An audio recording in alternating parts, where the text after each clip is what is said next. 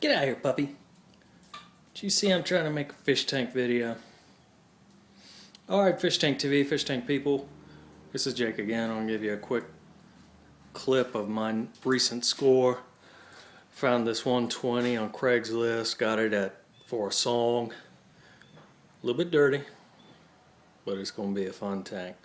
Something that's got, it's sitting upside down on this stand, so you'll have to realize that this is the bottom of the tank. Something it's got here that I've not worked with before. I'm going to have fun is some internal plumbing. I believe this overflow is in the Durso style pipes, not one I'm personally familiar with, so I'm going to have to figure this system out. And I guess these pipes came with the tank. I'm assuming they were used as returns. There's another outlet here, some bulkheads, so we're going to be fun figuring this little puzzle out. Ran down to Lowe's, got some wood here, got some cinder blocks out in the back of the truck, got some spray paint, going to make a stand. Get out of the way, puppy. Get out of there. Probably paint it black like I did on my 55s. It's going to go downstairs in the same room the 55s are in, so I want them to look kind of similar. Till my next update, everybody take care.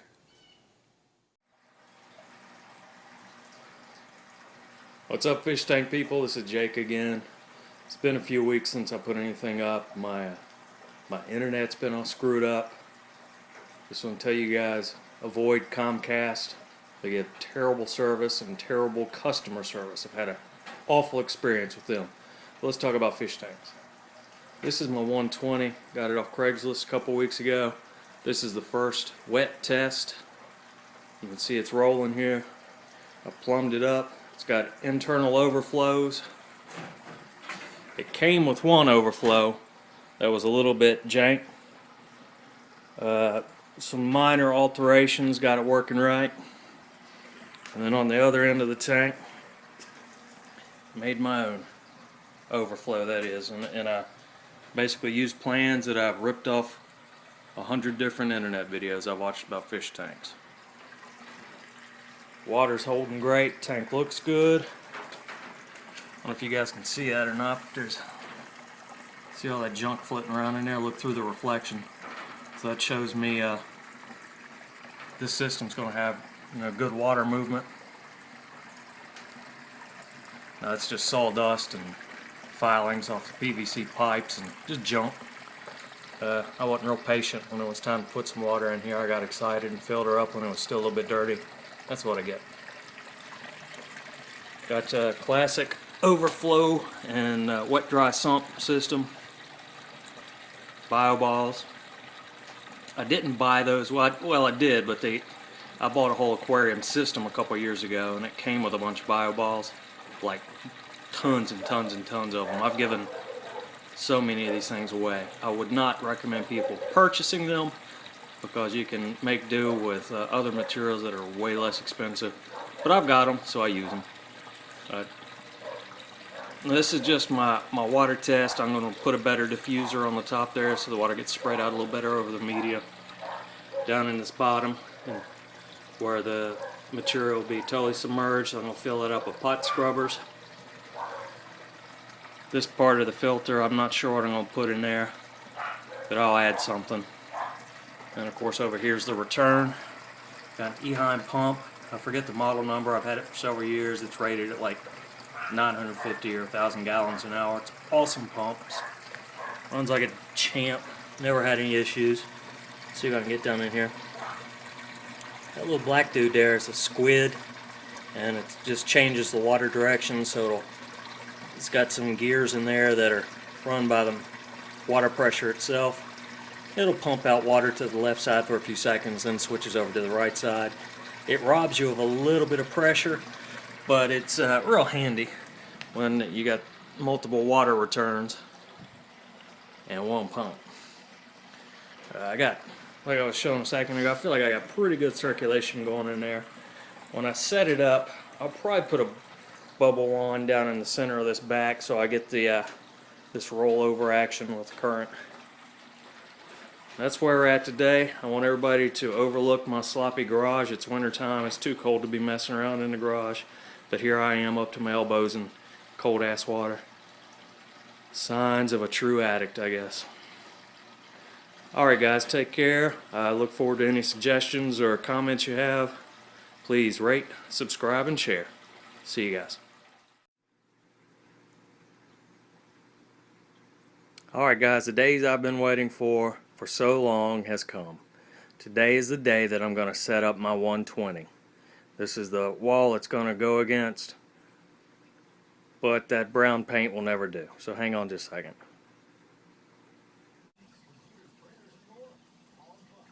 See, now isn't dusty yellow much better than the coffee bean brown? Makes a great color for a fish tank room. Speaking of fish tanks, there's my baby. It's my 120. Sitting dry. Just got it down here, sitting on some blocks. Had to get a little bit of help moving it. Got it tucked up pretty tight in this corner. I may regret putting it in there that tight. We'll see. I'm concerned about how I'm going to get the hood to fit, but I'll work something out. One problem I ran into, and it took me a few minutes to figure it out, is I was having some difficulty getting the tank level. Now it's sitting dead plumb. The problem I ran into is that the slab under the carpet evidently is not level. And I have worried and fooled around and shuffled this tank back and forth for 2 hours before I realized it was the floor and not the blocks and not my platform under the tank or the tank itself. I'll show you a few of the tools I used to get this thing leveled up. And so there's a good understanding. If you look, each leg, each pillar is made out of 3 center blocks. 1, 2, 3, and then in the back corners 3 more. As you can see here, so there's 6 blocks holding this up. Now what I used, a combination of several tools. First of all, if you've got to have a level. If you don't have a level, you'll never know whether you're right or wrong. Secondly, is that pry bar. It's worth its weight in gold when it comes to moving things. And then the jack. And the way I did it is I actually had a couple extra cinder blocks. I'd set them down underneath, set the jack on top of those blocks, and then use this 2x4, this pair of 2x4s I have screwed together to support the bottom of the stand.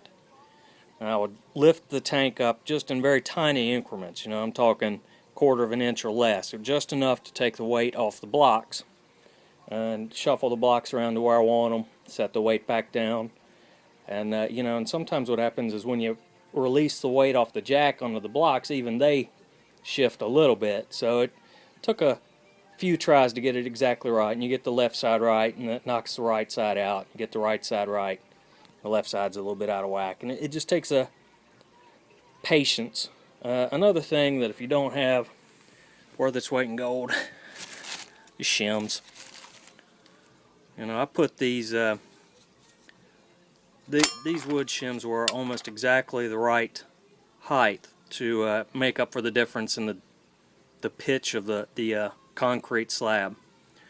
So now the tank's sitting, like I said, dead plumb. I've got to put my wet dry sump back in place, got to bring my pump back in, and I think what I'm going to do is before I decorate it, before I put anything in it, I'm going to fill it up again.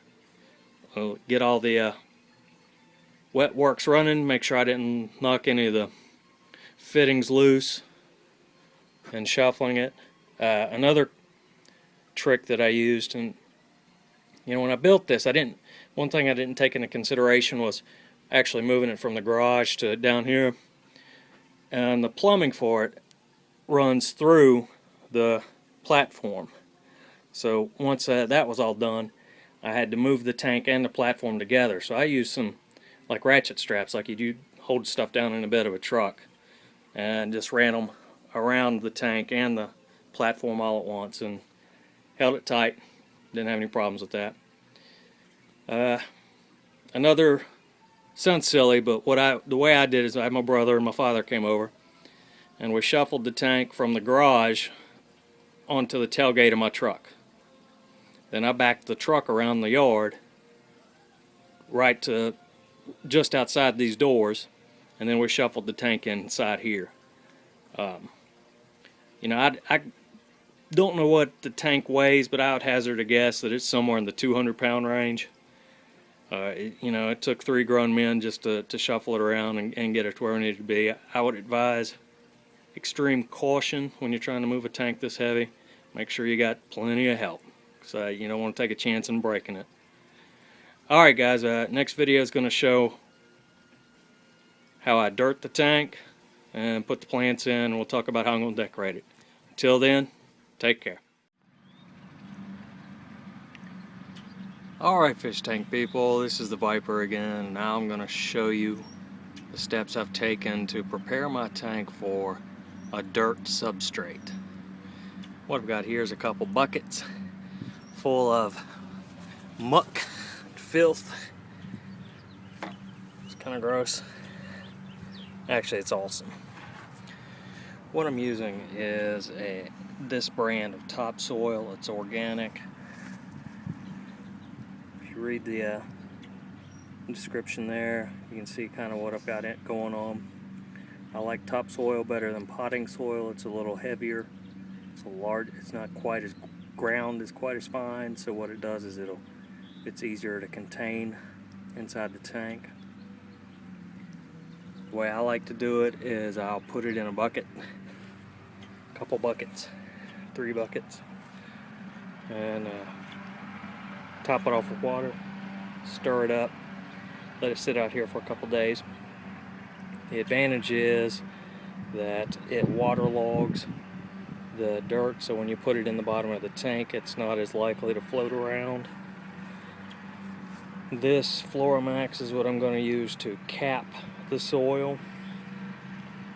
I'll show you my technique in a few minutes. It's not that exciting, but it's what I do, and it has worked great in my 55s.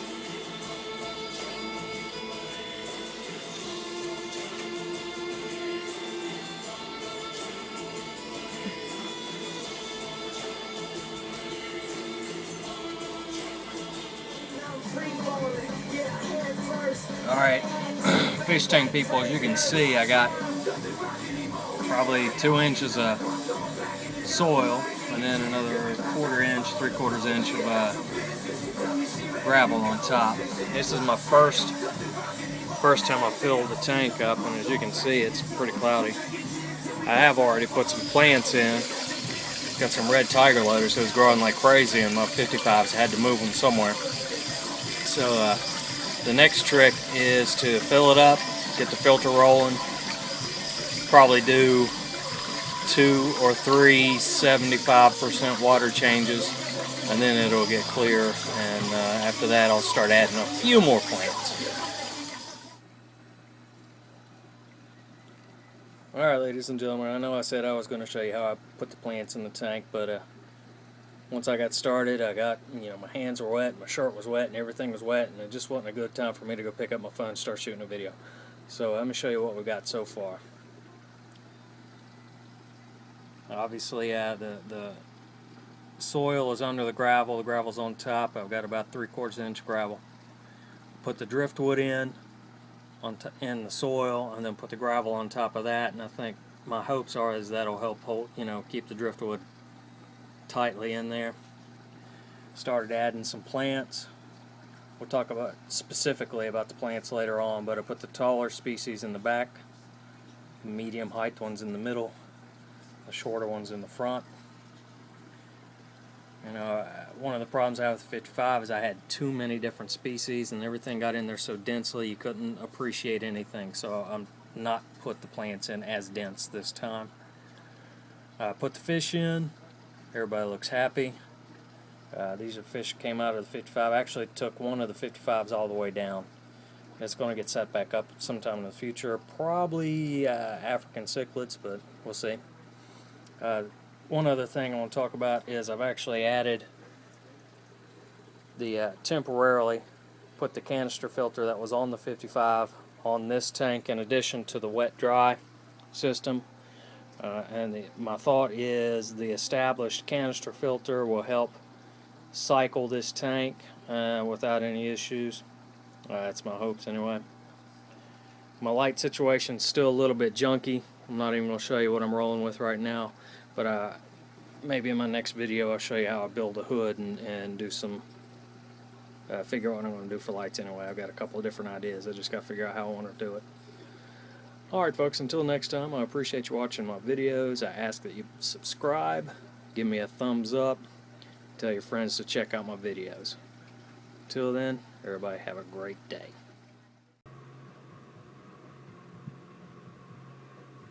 Hey, what's up YouTube people? This is Jake, Viper15A41. I want to show you one of my latest projects. I'm certainly not the first person to do this, but you know, this is my attempt at customizing a shop light for use in an aquarium. The light I'm showing you I purchased at Home Depot. Cost right at $90. I think with tax and everything it was $95. I had to buy a few extra things, so about $100 for a high output T5 light system. I'll show you what we're working with here.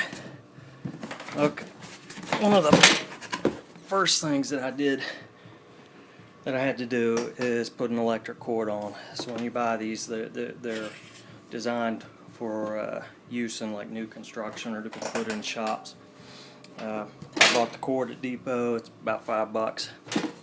One thing I did do to customize this fixture was the way the manufacturer recommends running the wires into the ballast is through this input right here. I didn't want my power wire to come out the top of the fixture, so I took the light apart and found a knockout down on one of the ends, so I went that way.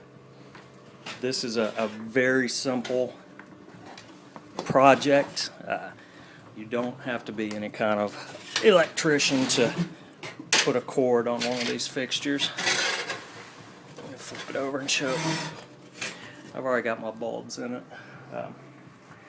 Like I said, it's a really easy project. It's just a matter of connecting a couple wires. You just match the colors up. Of course, follow the instructions that come with the particular light, but there's just nothing to it. Ordered some lights off of from Amazon. Here's what I'm going to run with. I've got it's going to be 4 lamps. I got 2 of the 12K Super Daylight and 2 of the blue actinic bulbs. I figure the 2 24K or 12K light bulbs will be enough for my planted tank, and I like it, the actinic light spectrum, because it just makes your fish look so beautiful.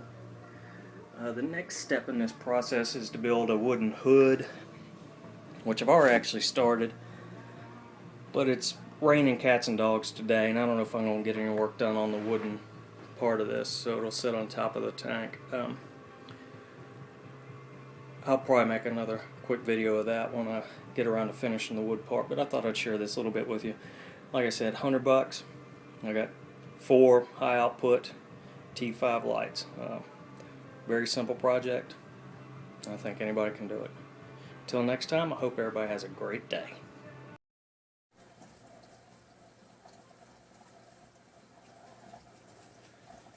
Alright friends, this is going to be a short video demonstrating how I set up the my DIY T5 system. Here's the fixture on the tank. As you can see, here's the cord I was talking about, how it comes out the side. It was my intent to shoot like a before and after type, showing it with the previous lights and then the new lights, and the camera just didn't demonstrate well the difference in the light. But I'm gonna tell you, it's humongous. Everything's so much brighter, so much more light. Plants are doing great. I'm getting a lot of new growth. There's new leaf there on the Anubis. Everything's growing so well. Like, I'm gonna come in and I'm probably gonna cut that leaf off. It's got the little bit of algae on there. Got all my little begging fish. My sword here in the middle, it's getting enormous, and it's getting some grody looking leaves. So that, like these old ones, I'm probably gonna come in and cut off. So it's got lots of pretty heavy new growth coming up in the center. I've got my lace plant kind of died back, but if you look, there's some new growth, new leaves there in the center, so it's coming back in. Now, I've read and been told that the laces, it's kind of normal for them to grow really well and then kind of, I don't want to say go dormant, but kind of die back a little bit and then come back. So I'm not sure if this new light is what's stimulating the new growth, or if it's just the normal routine for Madagascar lace. I don't know. Don't really care. It's coming back in, looks good. And there's some more grody leaves there. I cut off the Amazon sword. Need to get in here and do some pruning. But I just wanted to show you quickly how I did this. My wood frame, I had some very ambitious plans when I started building it, and it became more complicated than I felt like trying to figure out. So I went with something very simple, and it's just a frame goes, the side sits on the edge of the tank. It's 2x4 in the back. You can see there's a gap, and that leaves plenty of room for whatever cords or air hoses or whatever needs to go through. And the light fixture itself, it just sits on, there's a little cross beam here, cross beam in the middle, and a cross beam in the end that the light just sits on. It's super easy to do any maintenance or do whatever I need to do. I just pick the fixture up off the tank, set it out of the way, and reach in, play with the fish, give them some love, because these dudes, they love being loved. Alright folks, until next time, everybody take care.